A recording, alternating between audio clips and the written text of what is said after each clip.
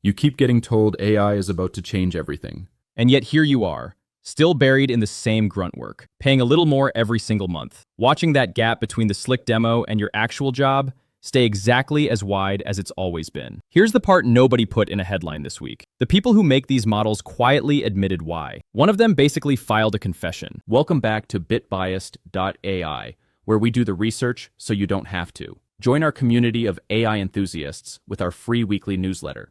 Click the link in the description below to subscribe. You will get the key AI news, tools, and learning resources to stay ahead.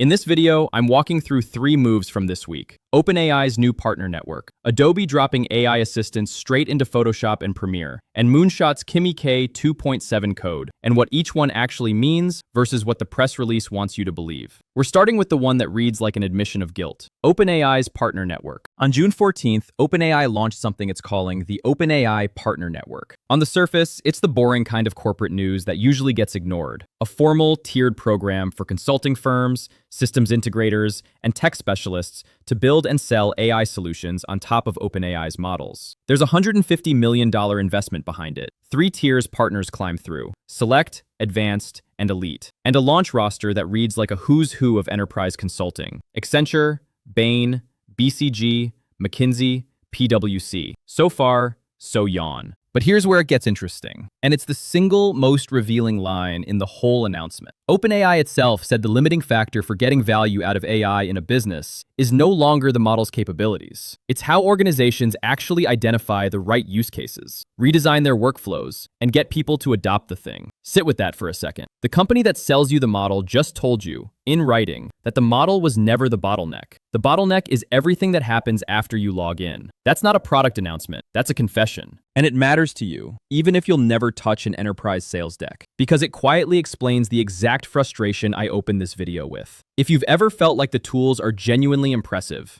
but somehow your week looks identical, you weren't imagining it. The gap was never the intelligence. The gap was integration, change management, and the deeply unglamorous work of fitting AI into how you already operate. And OpenAI just put that in print. Now, before we hand them a medal for honesty, let's apply a little pressure to the shiny numbers, because this is where the press coverage got lazy. OpenAI says it aims to train and certify 300,000 consultants by the end of 2026. That number got repeated everywhere as if it already happened. But read it carefully. It's a goal, not a count. Nobody has 300,000 certified anyone right now, and the company hasn't actually detailed what that certification involves. Whether we're talking about deeply trained deployment specialists or somebody who finished a couple of online modules over a long weekend. When a number that big is floating around with no definition underneath it, that's your cue to treat it as marketing until proven otherwise. Drop a comment if you've sat through one of these vendor certifications. I genuinely want to know whether they're substance or a sticker for your LinkedIn. There's one more piece of context the breathless take skipped, and it reframes the whole move. OpenAI isn't pioneering here. Anthropic launched its own Claude Partner Network back in March, with its own 9-figure backing, and had already pulled in tens of thousands of applicants before OpenAI's program even went live. So this isn't OpenAI inventing a category. This is OpenAI running the standard enterprise software playbook, the same partner channel machine that Microsoft and Salesforce have used for decades, and racing to not be left behind in it, which tells you something about where this industry's head is at. The frontier model bragging rights matter less every month, and the fight is shifting to who can actually get this stuff deployed inside real companies. So that's story 1, and it sets up a theme you'll see run through the next 2. Watch how each of these announcements is really about the same thing, closing the distance between what AI can do in a demo and what it does in your actual workflow. Adobe's move is the most literal version of that, and it's landing inside apps you might already be paying for. Adobe's AI assistants. On June 18th, Adobe pushed a public beta that drops dedicated AI assistants directly into its biggest apps: Photoshop, Premiere Pro, Illustrator, InDesign, and Frame.io, with After Effects still in a private beta. These aren't another chatbot bolted onto a sidebar to answer questions. They're built on Adobe's Firefly Creative Agent, and the pitch is that each one is a specialist for the app it lives in. You describe what you want in plain language, and it figures out which tools to use and in what order to get there. In practice, that looks like this. In Photoshop, you can tell it to swap a background, resize an asset for every platform you post to, or reorganize your layers, and it executes across the whole composite. In Premiere, the assistant can sort raw footage into bins, batch rename clips based on what's actually happening on screen, and scan your audio to drop markers on the timeline automatically. Illustrator's version handles the multi-step production grind. Think generating dozens of versioned files from a spreadsheet, or running a pre-flight check that flags color mode errors before they wreck a print job. If you've ever lost an afternoon to renaming clips or untangling a layer stack, you already understand the appeal. And this connects straight back to OpenAI's confession. Notice what Adobe is targeting. It's not promising to make you a better artist. It's aiming squarely at the busy work, the tedious, repetitive,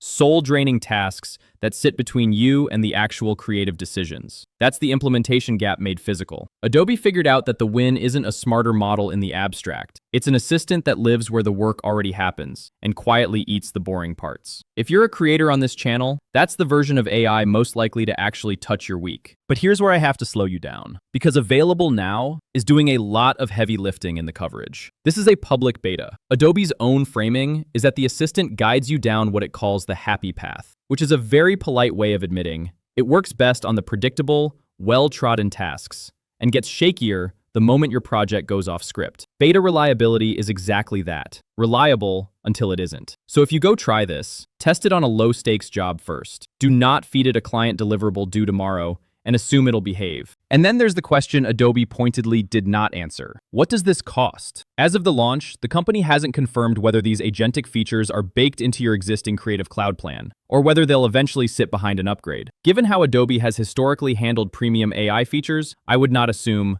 free forever. Keep your expectations anchored until they put a price on it. This is the kind of detail that quietly turns a "look how much time I'm saving" story into a "wait, my subscription went up again" story. And it's exactly the sort of thing I'd rather flag now than walk back later. If you want me to do a full hands-on test of these assistants once the beta stabilizes, tell me in the comments and I'll put it on the list. Now, both of those first two stories are big, well-funded incumbents tightening their grip. The third one this week cuts the other way entirely. It's a challenger trying to blow up the pricing logic the whole industry depends on. And the claims attached to it are spicy enough that we need to read them very, very carefully. Moonshot's Kimi K2.7-Code. On June 12th, the Beijing-based lab Moonshot AI released Kimi K2.7-Code. And on paper, it's a monster. It's a 1 trillion parameter mixture of experts model that only activates about 32 billion parameters per token, with a 256,000 token context window. And this is the headline that got everyone's attention. It's open weight under a modified MIT license, with the weights sitting right there on Hugging Face. The flagship improvement over the previous version is roughly a 30% cut in reasoning tokens, which in plain terms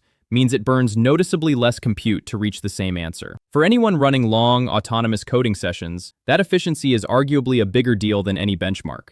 And the pricing is where it gets genuinely disruptive. Through Moonshot's API, it runs around 95 cents per million input tokens and $4 per million output tokens, with a command line plan starting at $19 a month. Put that next to the Frontier closed models, and it's dramatically cheaper. So as a budget challenger, the story basically tells itself. But here's the claim doing the rounds that I need you to handle with tongs. You'll see headlines saying, Kimi K2.7-Code beats Claude Opus 4.8. That sounds like a giant killing. But watch the fine print, because this is exactly where hype gets manufactured. That beats Opus result is on one specific tool use benchmark, MCP mark, where Kimi scored higher. It is not a general claim that this model is better at coding than a Frontier model. On other benchmarks, like Kimi CodeBench v2, it actually trails both GPT 5.5 and Opus 4.8. So the honest version of the headline is, open source model wins on one narrow tool use test, loses on others. That's still impressive for an open model. It is not the dragon slaying the clickbait implies. And one more critical caveat. Because the entire industry has a bad habit here, every benchmark I just mentioned is company reported. Moonshot ran these tests,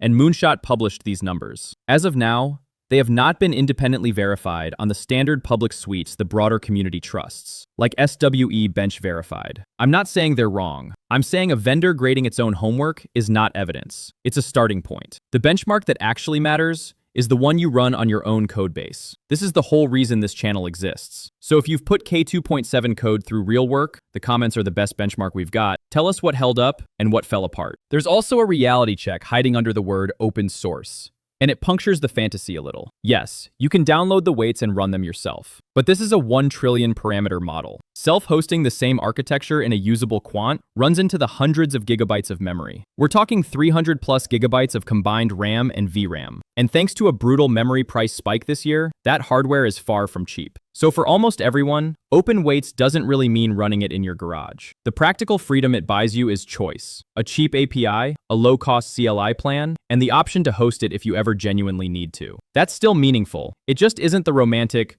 own your own AI picture the launch posts paint. Step back, and the bigger pattern is hard to miss. This is the 5th major model Moonshot has shipped in under a year, and it's aimed straight at the soft underbelly of the frontier labs. Price. While OpenAI and Adobe are busy convincing enterprises that implementation is the real product, an open challenger is quietly arguing that you shouldn't have to pay frontier prices to get most of the way there. Whether that argument holds up depends entirely on independent testing we don't have yet, which is exactly why you keep your wallet closed until the receipts show up. So here's the through line for the week. OpenAI told you the model was never your bottleneck. Adobe built assistants to attack the busy work that actually is. And Moonshot is betting you'll stop paying premium prices for the privilege. 3 very different companies, all circling the same uncomfortable truth. The demo was always the easy part. If this is the kind of read you want, the version where someone actually checks the fine print, instead of reprinting the press release, subscribing genuinely helps me keep doing it. Because separating the real signal from the launch day theater takes time. And I want to hand the next one to you. Of these 3, which actually changes your week? Tell me in the comments. And tell me what you want stress tested first. I read them. And the best ones decide what I cover next. I'll see you in the next one.